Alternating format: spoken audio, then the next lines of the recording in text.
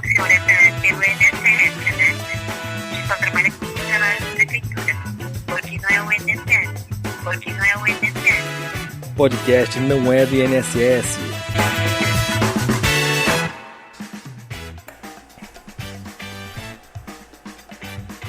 Olá, seja muito bem-vindo ao podcast Não É do INSS, o primeiro podcast feito 100% de RPPS para RPPS. Está no ar aqui com mais um episódio novo, começando aqui no mês de maio. E lembrando que, para você que ainda não conhece o nosso canal aqui, estamos pelo @não é do INSS nas principais redes sociais, Instagram, Facebook. Inclusive, fica aqui um pedido para você que nos acompanha, para seguir a gente também lá pelo Facebook, porque a gente faz algumas lives aqui também, e aí a gente precisa ter um número mínimo de seguidores para conseguir fazer transmissão ao vivo simultaneamente no Facebook, tá? Então, faço aqui um pedido para você também, nos siga também lá no Facebook, estamos no Instagram, TikTok, estamos em todas as principais redes sociais e também nas principais plataformas de streaming, seja Spotify, Deezer, Amazon Music, a sua preferência está lá no nosso podcast. E o episódio de hoje, a gente também conta com o apoio da Premier Investimentos, que está há 16 anos parceira da Banrisul Corretora, transformando volatilidade em rentabilidade para o RPPS através de operações com ETF. Para você que quer conhecer um pouco mais, é só entrar em contato pelo premier.com.br. No episódio de hoje, a gente vai até o município de São Brás do Piauí, estado do Piauí, falar com Diego Paes Landim da Costa, que é diretor-presidente do São Brás Prev. Tudo bom, Diego? Bom dia, Rafael. Tudo bom com você? Tudo certo, graças a Deus. Diego, primeiramente, queria te agradecer imensamente aí por conseguir conversar com a gente, aí abrir um espaço na agenda para conseguir falar com a gente. E para o pessoal poder entender aí o contexto de vocês, fala um pouquinho aí sobre o município de São Brás, aí a estrutura do RPPS, aí qual que é a massa de vocês que estão trabalhando atualmente. Rafael, obrigado. Eu que agradeço pela oportunidade de falar aqui com vocês, porque falar de RPPS, que principalmente na nossa região aqui, é sempre prazeroso. Rafael, o município de São Brás do Piauí está localizado no sudeste do estado. É um município que foi emancipado em 29 de abril de 92. Hoje tem cerca de 4.450 habitantes. Sua economia hoje é baseada basicamente na agricultura e em serviço, né? Hoje nós tivemos a nossa cultura é marcada pela herança histórica, né, indígena, porque hoje nós somos localizados em cima de onde existia uma aldeia chamada Tapuio, inclusive até primeiro chamávamos aqui Tapuio, aí depois virou Lagoa do Capim, para depois virar São Brás do Piauí. Hoje nós estamos bem próximo do Parque Serra da Capivara, não sei se você escutou falar. Aí, inclusive, ficamos no corredor ecológico, Serra da Capivara e Serra das Confusões. Tem uns parques nacionais que tem aqui na nossa região. Aqui o Fundo de Previdência hoje foi criado em 17 de março de 2017 pela Lei 172 de 2017. Foi criado o então prefeito Newton Pereira Cardoso. A nossa estrutura conta com um presidente, que sou eu, e uma assessora, cedido pela administração do município. E também temos nosso comitê de investimentos, que é composto por mais 3 servidores, e 2 conselhos, o Conselho Administrativo e o Conselho Fiscal. O Conselho Administrativo e Fiscal são 6 conselheiros, 3 titulares e 3 suplentes em cada. São indicados pela Prefeitura, pelo Poder Legislativo e pelo Sindicato. Hoje temos 139 servidores efetivos segurados e contamos já com 21 aposentados e 5 pensionistas. Temos hoje cerca de 8.738.000 reais aplicados em fundos. 90% desse valor é aplicado no Banco do Brasil e 10% no Banco do Nordeste. Contamos hoje também com a nossa assessoria jurídica e contábil, que é a Futuro Prev. Entendeu? Maravilha. Então, o município realmente ele é novo, né? A massa de vocês ainda é pequena em relação a outros municípios, se a gente for fazer a comparação, né? Então, assim, vocês ainda têm bastante corpo para ser ganhado ainda, né? Tanto no município quanto pelo próprio RPPS, né? Uma pergunta aí, há quanto tempo que você está no RPPS? Rafael, eu entrei como presidente do RPPS em 2019. Eu sou servidor efetivo. Aí, em 2019, mudou-se a gestão e aí o prefeito me convidou para fazer parte. E desde então, desde 2019, já está nessa caminhada com o RPPS. Então, assim, inclusive, né, tive o prazer de todas as aposentadorias e pensões que foram realizadas, foi eu que fiz o deferimento delas. Maravilha. E nisso aí teve algum problema com algum ato ou estava tudo tranquilo? Não, sempre foi bem organizado assim, porque a gente, nosso município teve 3 processos, melhor dizendo, 4 processos de via concurso. Aí, nos primeiros 2, tiveram algumas dificuldades, aquelas coisas atípicas de interior, não tinha muita informação, porque não era digitalizado, não era informatizado nada desses concursos. Aí tivemos que aí sempre tem algum ponto, mas a gente, até agora conseguimos todos sanar essas pendências. Maravilha. Isso aí acontece com todos os RPPS, não é uma exclusividade mesmo aí de vocês também, né? É, Diego, sim? em 2023, vocês tiveram um decreto, né, um decreto 8 de 14 de março, regulamentando a realização de censo cadastral de servidores ativos, os inativos, os pensionistas. Então toda a massa de vocês estava contemplada nisso, né? Essa realização do censo, ela foi feita pelo RPPS ou teve alguma contratação de terceiros nisso aí? Nós contratamos a empresa Futuro Breve para fazer esse processo do censo previdenciário. E aí foi dividido, né, em algumas etapas, todo esse procedimento. Uma das primeiras etapas foi feita a divulgação através das mídias sociais e panfletos, divulgação por veículo, aí para avisando, né, o local, as datas e os documentos necessários para que se fosse realizado o censo. Maravilha. E quanto tempo que foi essa realização de censo? Olha, para ser entregue a documentação foram 15 dias. Então foi Mas até um foram mais processo ou menos rápido. uns 3 meses o processo todo, desde a divulgação até a conclusão dos dados, né? Aí tivemos, na segunda etapa, foi a triagem, recepção dos documentos e a triagem, aos quais foram feitos por recenseadores, aí tivemos que apresentar a documentação, anexos, as declarações. A terceira etapa consistia na realização da atualização cadastral, onde o servidor apresentava os dados, os documentos originais e as cópias. Aí, quando concluía essa etapa, era gerado um comprovante da participação do censo. Na quarta etapa, acontecia a higienização dos dados recepcionados, finalizando as atualizações dos dados do servidor e sendo enviado todos os dados a um sistema chamado RECAD, ao qual gerou os resultados divididos em gráficos de amostragens.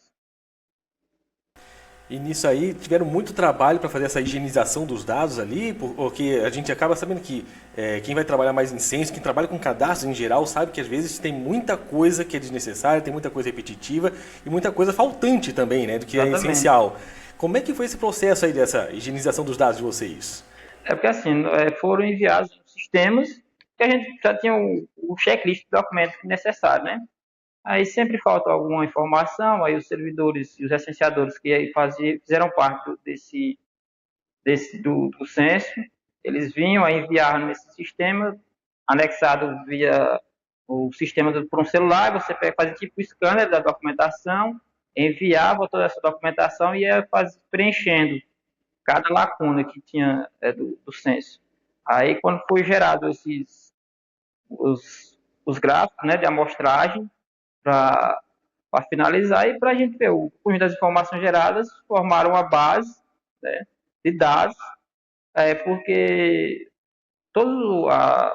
por ser o início de censo, ou censo não, de fundo, não tínhamos informações suficientes. Basicamente o que tínhamos é o que tinha na folha. E aí o censo veio para quê? Para a gente saber o perfil da família do servidor, para que fosse desempenhado as informações servissem para orientar a administração do fundo, como fosse focada a gestão eficiente dos recursos, sempre visando o equilíbrio financeiro. E qual foi o percentual da massa que vocês conseguiram aderir ao censo? Porque a gente sabe que muita gente simplesmente vê, não é interessante para mim, não vou fazer isso, não vou me dar esse trabalho, né? Basicamente, dos servidores que foram feitos, se não me engano, foram só 2 servidores que não fizeram parte do censo. Aí a gente deixa aquela lacuna, né? Porque, por exemplo, nós não temos as informações dos familiares do servidor, só temos a do servidor. Aí ficou essa lacuna, né? A gente tentou esticar o prazo, convidou, mas os servidores não entregavam a recomendação, não podemos, tivemos que ficar faltando esses 2 servidores. Não, bacana isso daí, quer dizer que pelo menos nessa primeira parte, que eu acho que é das mais difíceis para o RPPS aplicar, vocês conseguiram fazer com sucesso mesmo, né? A realização de um censo e trazer esse número tão expressivo, né? Só 2 faltantes ali. Sim, e aí, como for a primeira vez, né? Eu acredito que quando for na segunda, agora no censo 2028, que é da cada 5 anos, acredito que a gente consiga chegar a 100%. Não, com certeza, há de dar certo essa parte agora, né? Conseguir 100%. Uma última pergunta ainda sobre essa parte de censo. Vocês fizeram ele totalmente presencial? Foi feito remoto, híbrido? Como que foi? Não, sou totalmente presencial. Depois sempre foi entregue a documentação em local e aí a gente fez a higienização dos documentos, aí o servidor tinha um comprovante e também recebeu uma mensagem quando o sistema Recado fizesse a conversão dos dados. Maravilha, maravilha. Outra pergunta, em março de 25, né, vocês tinham um pouco mais de 8 milhões em caixa ali, né, como você bem falou já, do caixa de vocês, e eles estavam integralmente em renda fixa, né? Qual que foi a performance da carteira de vocês ao longo do ano passado? Porque eu sei que todos sofreram um pouco mais ou um pouco menos, mas sofreram, né? Para conseguir bater meta. E quais são os rumos que vocês têm agora na política de investimentos de vocês adotados agora para 2025? Não, nosso rendimento da nossa carteira foi ali dentro do esperado, né? Nós temos a carteira de investimento conservadora, né? Porque prezamos pelo baixo risco. Diante disso, nossa política de investimento está contemplada com a elaboração de planejamento e orientações, aplicações de investimento por exercício. Nós consideramos as projeções dos últimos 12 meses e sempre usando mais os investimentos de baixo risco, né? Necessidade. Se a gente vê que existe a necessidade de mudança de nossa carteira, a gente vai fazer a análise, ver qual o melhor modo local para a gente fazer o segmento, né? Porque nós já tivemos aplicações na bolsa, em ações, só que e era pouco, só 5%, só que era muito volátil. Aí nós retiramos, aí estávamos com uma quantidade de fundo até em outros 2 fundos no início do ano, só que eles iniciaram muito voláteis também. Tiveram um ganho em fevereiro de 3%, só que em janeiro tinha sido menos 2,5%. Aí a gente ficou meio receoso, a gente retirou uma parte da aplicação nesses fundos e mudou para um mais que fosse menos risco. Até porque como a gente está vivendo um período de Selic tão alta, você coloca em fundo DI já ajuda, né? Já contribui bastante para a tua meta. Então, até inglório você tentar competir a renda variável com a renda fixa nos patamar que está hoje, né? Sim. Nós temos até o nosso entendimento com nossos investimentos, analisamos direto, né, na nossa carteira, mas até o momento não encontramos uns fundos que entreguem o que a gente procura, que é sempre para fazer essa mudança, né? Estamos no Banco do Brasil, com 90% do nosso investimento no Banco do Brasil, por causa dos fundos que eles oferecem. Como são concretos, como eles dificilmente vão ter perdas significativas. O ganho não é tão alto, mas a gente procura sempre aquele velho ditado: melhor um passarinho na mão que 2 voando. Com certeza, com certeza. Duas perguntas ainda, né, na parte de investimentos ali. Você tinha citado já no início, né, da nossa conversa de que vocês aplicam entre Banco do Brasil e Banco do Nordeste. Tem alguma restrição por parte do ente, do RPPS, no sentido de não aplicação em outros bancos que não sejam aqueles tais bancos oficiais? Ou é só mesmo a preferência mesmo de vocês em cima desses bancos? Não temos nenhuma restrição, não. É porque, assim, quando a gente faz o cadastro das instituições, basicamente quem se cadastra é o Banco do Brasil e o Banco do Nordeste. A gente divulga, não sei qual o interesse das, não sei, até porque, assim, na nossa região, no Piauí, são poucos fundos de institutos de previdência. Aqui na nossa região mesmo, no sul do Piauí, num raio aqui de 300 quilômetros aqui, só tem 2 fundos de previdência. Aí as instituições bancárias que tem aqui, o pessoal não se preocupa muito. O Banco do Brasil foi, porque a gente já iniciou, nossas contas já foi no Banco do Brasil, e aí o Banco do Nordeste veio, se fez o cadastro, a gente fez um aporte de 10% do nosso valor em fundos do Banco do Brasil. Mas aqui na nossa região temos vários, tem Banco Bradesco, tem Caixa, tem outros bancos, Banco Santander e Banco Itaú, também tem agências próximas, mas ainda não fizeram o cadastramento com o fundo para a gente posteriormente fazer a análise dos fundos deles. Falta então muito dessa provocação dos próprios bancos mesmo, das assets em geral, de conseguir realmente apresentar algo que seja bom para vocês, né? Sim, até porque são 2 bancos assim. Como é o interior aqui do estado, esses bancos mais tradicionais, né, que é o Banco do Brasil e o Banco do Nordeste. E o Banco do Nordeste também, ele fazia os trabalhos aqui com uma parceria com a prefeitura. Maravilha. Trazendo outro questionamento aqui, a parte agora, saindo um pouco dessa parte de investimentos e indo para mais a parte de atuária, né? A última avaliação de vocês ali tinha dado um déficit em equalização já, né? No montante de quase 50 milhões ali, e o ente assumiu uma alíquota suplementar de 12,50 e ia ser elevado para 41% a partir de 28%. Então, é aquela coisa escalonada que você, daqui a 3 anos, você começa a ter os aportes de maior monte, né? Como é que foi esse trabalho com o ente para chegar nesse plano de amortização? Porque, especialmente falando de vocês, né, que tem uma quantidade ainda pequena de servidores ativos, então o fluxo de caixa do próprio ente também, às vezes, fica pesado quando você fala em um aporte nessa monta, né, 41% para 2028. Como é que foi esse diálogo aí com vocês? Nós estamos constantes estudos, né, avaliações para ver qual o modo que a gente pode estar auxiliando o município, né? Mas basicamente estamos fazendo contato com a prefeita Débora Cardoso e fazer concurso, que é basicamente aumentar a quantidade de contribuintes para tentar diminuir. Essa alíquota que você até falou, 2028, já tivemos lá em 2017, quando começamos, 2021, se eu não me engano, melhor dizendo, tínhamos uma alíquota também para ser 46. Só que diante do procedimento, fomos avaliando e diminuiu essa alíquota suplementar. Aí, como o nosso estudo até para sair, se for apresentado agora, dia 30, a gente vai ver qual é que vai ser, se vai continuar essa alíquota suplementar para esse valor, mas acredito que deve diminuir. E até, como eu disse, a prefeita, o último concurso que teve foi em 2011. Aí, como hoje, basicamente, os servidores que temos aposentados, 70% são professoras, melhor dizendo. Por quê?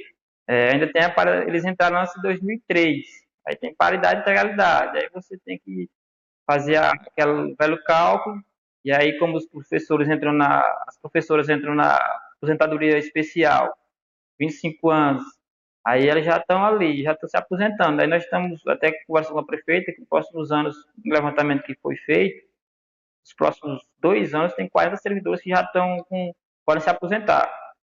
Aí você já, desses servidores tem vaga e vaga.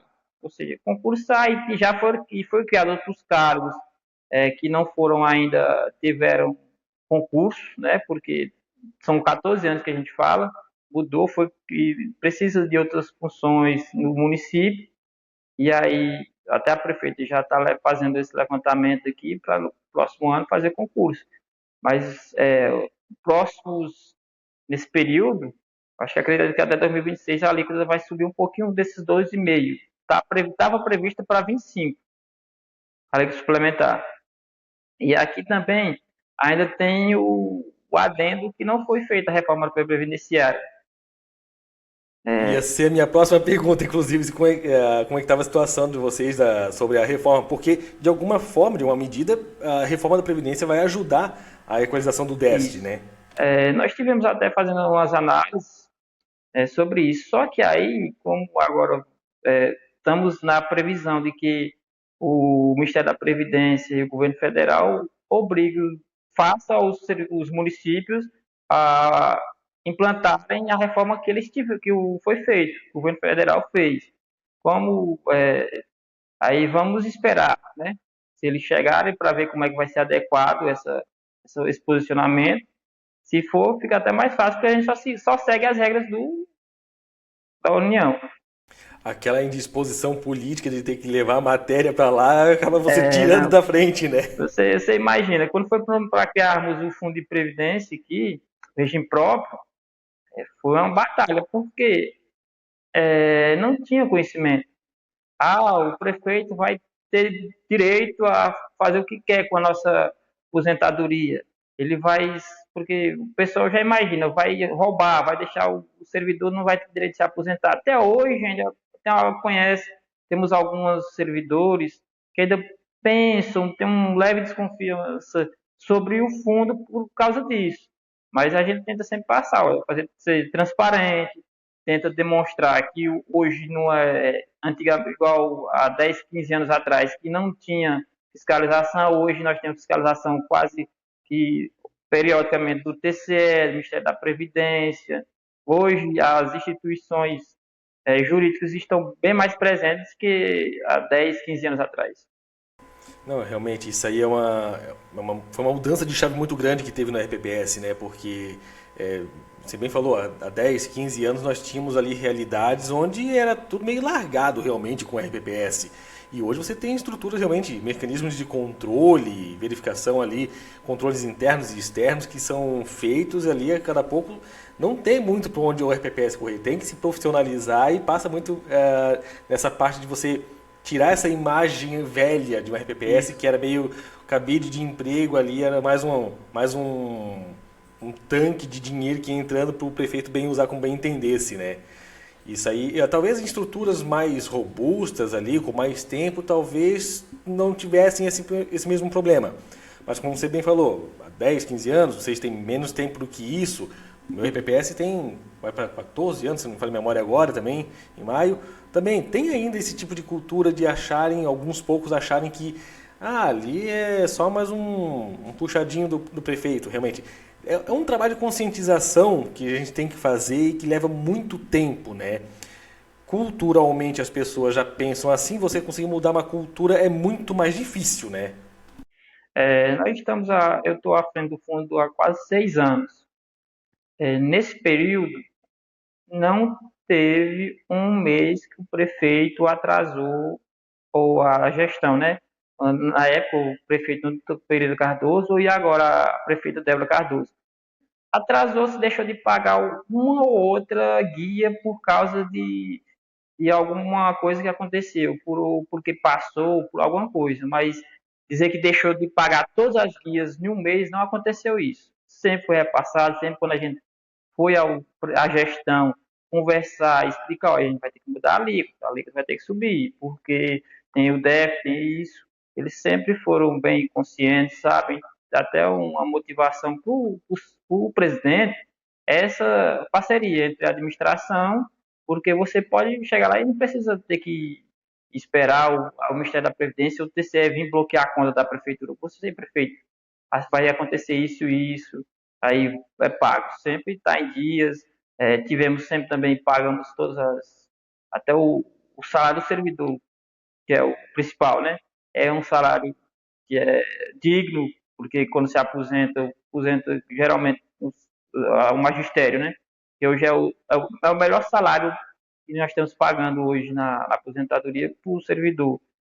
Pago em integralidade é muito bom e não tem dificuldade. Legal, que assim, você vê que você tem realmente essa parceria com o ente público, você vê o quanto que isso aí é benéfico até mesmo para o trabalho de vocês, né? Sim, Essa coisa de você não ficar, cada pouco parece que tem que ir lá pedir a bênção para tudo que precisa. Não, pô, você tem uma parceria realmente ali com o executivo, entende um lado de vocês, vocês conseguem ter uma atuação bem mais efetiva e eficaz no trabalho de RPPS, né? isso. Recentemente também, Diego, vocês e o ente tiveram a conquista que para mim já mostra que vocês já caminham no rumo certo, que é emissão de CRP administrativa, né? Vocês tinham um CRP judicial e deixou de ser, né? Como é que foi esse trabalho aí, conversando com o ente, para conseguirem promover essa parte de vocês terem a CRP deixando de ser judicial e passando a ser de forma administrativa? Como eu falei antes, né, é uma grande parceria com a administração, né, da prefeita Débora, porque é um município nosso município aqui, na região do interior aqui do estado, lá no início, né, porque assim, agora dia 29 de abril, completamos 33 anos de emancipação. Aqui na região foi vários municípios. Só que até 2010, vamos dizer assim, 2012, 2013, as contribuições e os pagamentos de imposto por essas cidades não tinha um acompanhamento, não tinha uma fiscalização. O que acontecia? O prefeito recolhia do servidor, mas não repassava para o INSS, não repassava FGTS, não pagava os impostos de renda, não pagava Receita Federal. E você imagina como é que a gente vai tentar o CRP se estávamos com débito. Aí foi aquele trabalho de formiguinha. O Milton Pedro Cardoso veio, entrou, começou a cortar alguns gastos necessários, aí foi começando a pôr a casa em ordem. A prefeita Débora, em 2020, 2021, entrou e começou, vamos fazer isso. Vai doer um pouquinho na carne, mas vamos ter que fazer. Temos que procurar deixar o município, porque até o município em si não consegue emendas de algumas coisas do governo federal, por causa que estava com débitos com ele próprio, né? E aí foi indo, aí foi fazendo parcelamento. Hoje mesmo nós estamos com um montante até alto de parcelamento, mas para quê? Para pôr em dia, para deixar o município. E aí conseguimos. Conseguimos até, quando saiu o resultado, até enviei para prefeito para demonstrar, porque só teve 5 entes que conseguiram o CRP, né? Foi São Brás, eu acho que São Brás, 2 cidades e 2 estados. Foi o CRP administrativo. Foi uma grande vitória. Agora vamos tentar manter, porque também consegui manter. Não adianta também só segurar, conseguimos e deixar escapar novamente, não. Não, com certeza, já conseguiram, vamos manter isso aí, né? E como você falou, né? A prefeita olhar para a situação doente e dizer assim, vai doer um pouco na carne, mas vamos fazer isso, já mostra que assim, eu tenho isso aqui como prioridade, eu sei que não é uma medida muito boa, é meio impopular eu ter que sangrar um pouco para poder conseguir lá na frente ter a CRP administrativamente, né? Então, você ver que o ente não se preocupa apenas com a política enquanto aquela coisa que a gente fala de poder e permanecer ali, mas não, é colocar o governo acima realmente das prioridades, né? Você manter a casa em ordem e ainda que isso custe, tem algum custo político envolvido, né? Aqui basicamente é alto, porque quando você for juntar tudo isso, vários parcelamentos atrasados, não da gestão dela, mas da gestão, porque são 33 anos. Aí você bota aí que seja 20 anos que não tiveram, a União quer recolher, quer receber. Aí você vem, quando coloca isso tudo num montante só, você está deixando de investir em algumas áreas importantes. Aí você está perdendo aquele foco, né? Aí a população, você tem que explicar à população, não foi feito isso, aí a gente não pode pegar um valor aí que daria para fazer investimentos em certas áreas, né, principalmente de infraestrutura, que você está perdendo, né? Que é do FPM. Você tem que pagar aquele débito anterior. Fica meio, mas só que com a gestão, sabendo o rumo que quer seguir e quer melhorar o município, não só durante a gestão dela, não é só porque tem que ver isso, parte do gestor isso. 4 anos, 8 anos passam, e aí o município fica deteriorado, fica com débito. E aí como é que você consegue recursos? Como é que você consegue investimentos? Aí, por que é que o nosso município, como até foi falado lá no início, nós temos basicamente agricultura de subsistência, né? Que não é nem aquela agricultura muito comercial, e também serviços. Mas basicamente serviços é o quê? Trabalha na prefeitura, como trabalha na educação, nos colégios do estado. Não tem muito, basicamente, carteira assinada fora disso, é pouquíssimos número de pessoas. Aí tentamos até, na nossa região, é uma área que está chegando agora a produção de grande escala, nossa região aqui do Sudeste. Porque anteriormente, aqui nós estamos próximos do Cerrado, o Cerrado do Piauí. Aqui temos essa região aqui do Piauí que cresceu, né? Que o pessoal saiu muito do sul, aqui está aí fazendo investimento. Hoje, estava olhando reportagem semana passada, tem uma cidade chamada Baixa Grande do Ribeiro, que é a 22ª maior de PIB da agricultura do Brasil. Só ter a noção como cresceu nos últimos 20 anos também. Por isso aí hoje estamos dando uma mudança. Só que, por exemplo, nossa cidade hoje não depende bastante dos impostos que pagam de indústria, de grandes fazendas, basicamente é nulo. E nisso aí fica esse trabalho do ente de conseguir realmente equilibrar todas as contas e, como você bem falou, não para uma gestão de apenas 4 ou 8 anos, né? Mas é daqui para sempre mesmo, né? Você manter essa estrutura no ente. Então, assim, ó, já de antemão, já parabéns para vocês aí, toda a equipe, todo o pessoal do executivo que consegue fazer esse tipo de trabalho consciente e eficaz. Tá? Parabéns mesmo para vocês, porque realmente a gente sabe que não é qualquer lugar que faz esse tipo de pensamento e de execução, principalmente, né? Porque temos até uma gestão jovem, né? A prefeita tem 33, 34 anos, já está no seu segundo mandato. Ou seja, entrou lá em 2021, entrou com 28, 29 anos, e já entrou mesmo com uma responsabilidade muito grande de gerir um município. E ela não era política, ela entrou, que o pai dela era o prefeito, não sei, teve até na época, e faleceu do Covid. 10 dias antes da eleição, o pai dela faleceu de Covid, aí ela veio, entrou na gestão, veio se candidatou a prefeita, ganhou, fez um bom trabalho, segurando, tendo que resolver mudando, melhorando a gestão do pai dela, modificando algumas atitudes, melhorando, e agora está continuando melhorando o trabalho, porque até eu falo, né? Se você inicia num desenvolvimento, você tem que sempre seguir um passo sempre para frente. Pode voltar, né? Se você vai melhorar na política, é isso. Ninguém quer saber que você fez, se você fez, você tem que fazer mais. E é isso que a gestão dela procura, né? Temos hoje, a maioria dos secretariados são pessoas do município, quase 100%, que anteriormente não era isso. Hoje, todos os secretários da gestão da prefeita moram no município. Hoje é fácil quando um secretário ou um servidor ou a população em geral quer cobrar. Cobra a prefeita, porque a prefeita sabe que a prefeita encontra, porque municípios pequenos, geralmente a prefeita não mora, ou pode até morar, mas não passa o tempo todo na cidade. Ela não, ela mora na cidade, você quer encontrar ela, você encontra ela na cidade. Os secretários, você sabe onde encontrar. Sempre essa proximidade com o povo.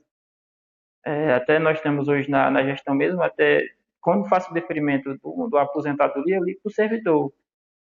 Você liga e o servidor agradece, porque é um trabalho do servidor entender que conseguiu desempenhar uma função como servidor e depois foi contemplado com a sua aposentadoria. E quando ela disse sempre até a última vez, agora semana teve quando falei ligar a servidora ficou muito emocionada, dizer que finalmente agora vai descansar, foi contemplado. E aí, quando você tem essa humanidade na gestão, e você não é só uma coisa fria, e você trabalhar assim, não é só o político tem que ser só frio, tem que ter a emoção de você trabalhar com a população e se conhecer a realidade, e você estar presente, é sempre bom.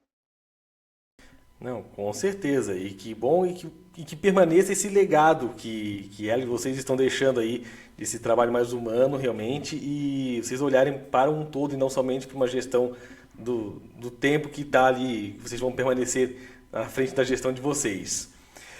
E Diego, uma última pergunta aqui é que ano passado vocês conseguiram participar de algumas oficinas, né, em busca de capacitação de todo o colegiado de vocês, da equipe de vocês. Quais que são os desafios para conseguir buscar esse aperfeiçoamento constante das atividades agora para 2025? Até porque, como você falou antes, né, a distância para a capital, por exemplo, é grande, então não é, a gente já sabe, já vê por aí que já não é um trabalho tão fácil de se alcançar às vezes grandes centros para conseguir presencialmente falando bons cursos para conseguir a capacitação, né? Assim, né? Nós estamos pleiteando ainda o progestão, não conseguimos ainda. Estamos fazendo algumas atividades.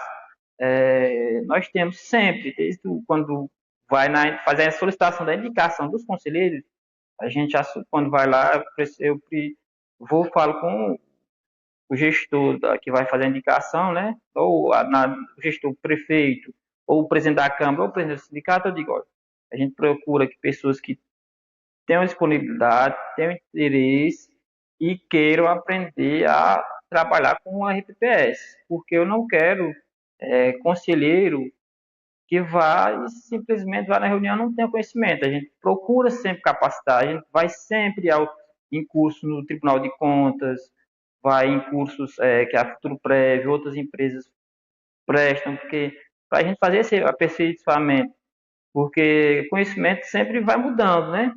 E aí sempre é necessário ter essa capacitação.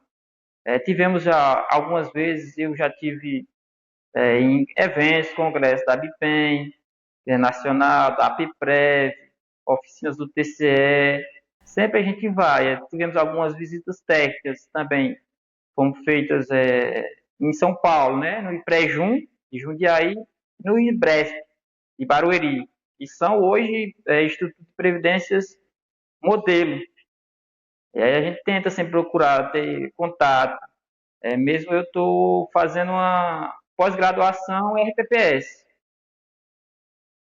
que é para sempre você ter mais conhecimento, você saber como gerir, e principalmente investimentos, que é uma área que a gente precisa ter sempre um conhecimento, porque você tem que reconhecer, não só porque, como nós ainda temos poucos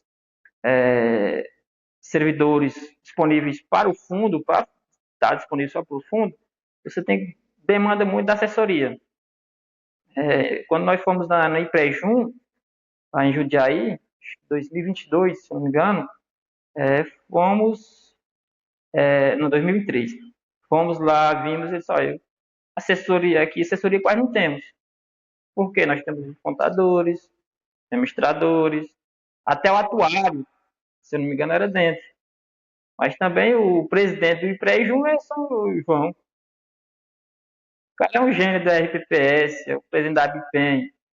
E aí eles tinham recém-inaugurado a sede, e aí nós estávamos lá, eu fiquei muito encantado, porque fomos no setor de investimentos, só que ó, tem o pessoal, 5, 6 pessoas responsáveis só por aplicações de investimento, tem uma sala lá para ver como é que está como é que está sendo o investimento, qual o fundo, tá, o rendimento de hoje, estamos sempre ali. Eu fiquei muito encantado porque deram uma aula para a gente sem pegar um papel.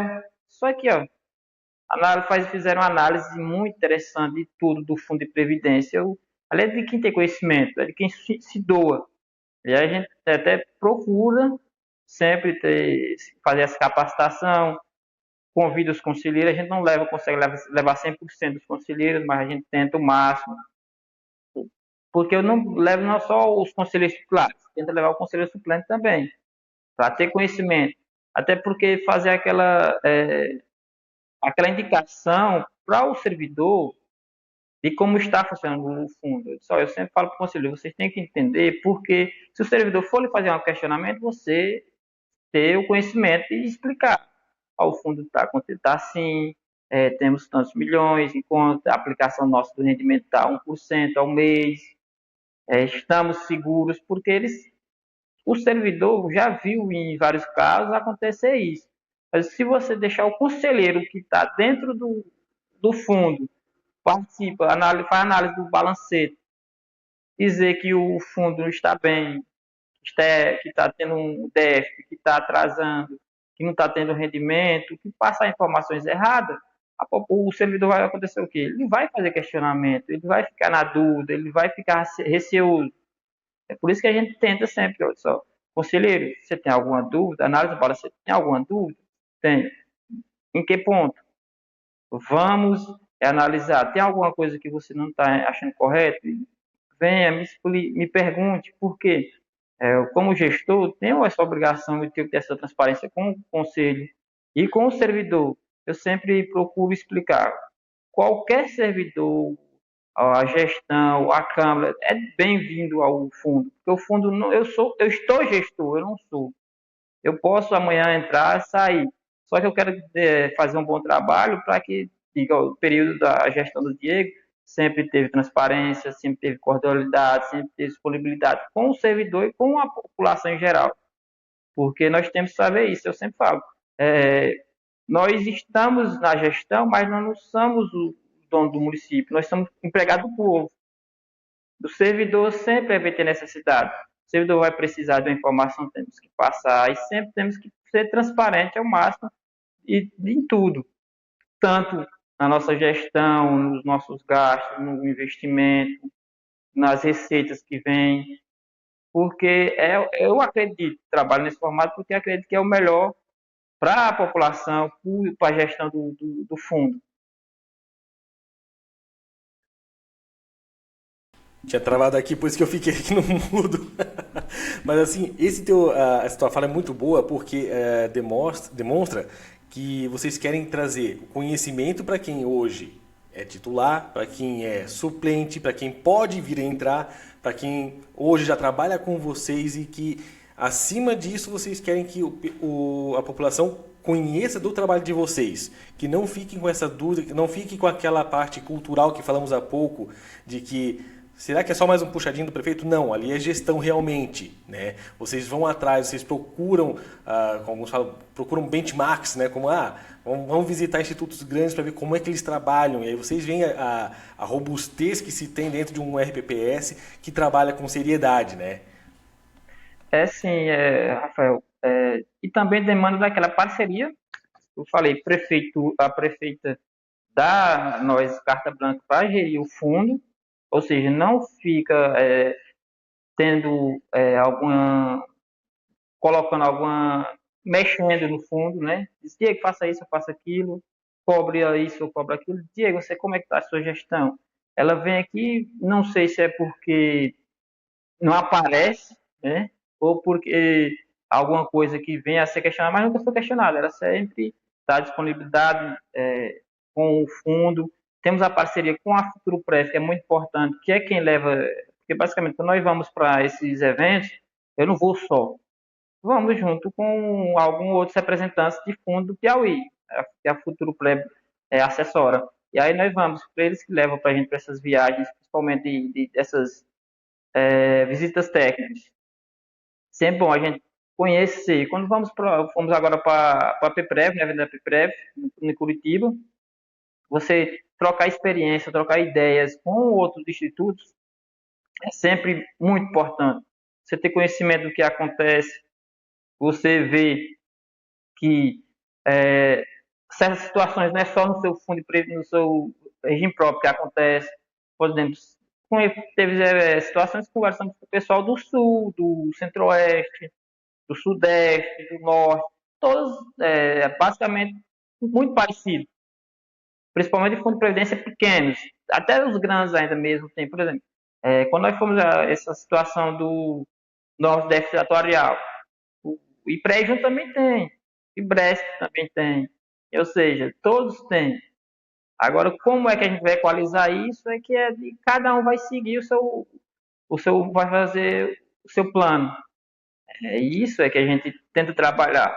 Mas é essas parcerias, administração pública e também a nossa assessoria, tudo andando de mãos dadas para sempre melhorar o fundo de previdência.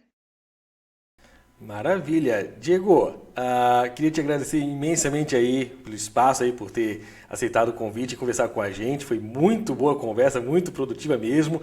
E queria deixar aqui o espaço aberto para você, para poder divulgar um pouco mais aí do teu trabalho na RPPS. Quem quiser entrar em contato com vocês para poder tirar dúvidas também, para conversar um pouco mais, já que, né, como você bem falou, RPPS pequenos às vezes têm essa mesma realidade, mas não conseguem se encontrar, né? Então, por qual canal conseguem conversar com vocês e conhecer um pouco mais do trabalho de vocês? Rafael, obrigado, eu que agradeço, né, porque falar de RPPS é sempre bom, né, justamente para isso, para tirar dúvidas, principalmente do servidor do município, que tem sempre algumas coisas, a gente tenta procurar sempre melhorar o conhecimento, estar disponível para tirar dúvidas da população. Hoje, basicamente, nós temos o nosso portal de transparência, que tem a ouvidoria, que tem o WhatsApp, e também tem o Instagram do Fundo de Previdência, que é o FPS São Brás Prev. Lá está lá os nossos eventos, nossas campanhas que nós fazemos durante o ano, e também lá no portal de transparência, né, temos o portal do Fundo de Previdência e o portal de transparência. Maravilha, então, Diego, mais uma vez, obrigadão aí por ter aceitado o convite e conversar com a gente. E obrigado também a você que nos acompanhou até aqui. Até a próxima oportunidade, a gente vem com um episódio novo. Até lá!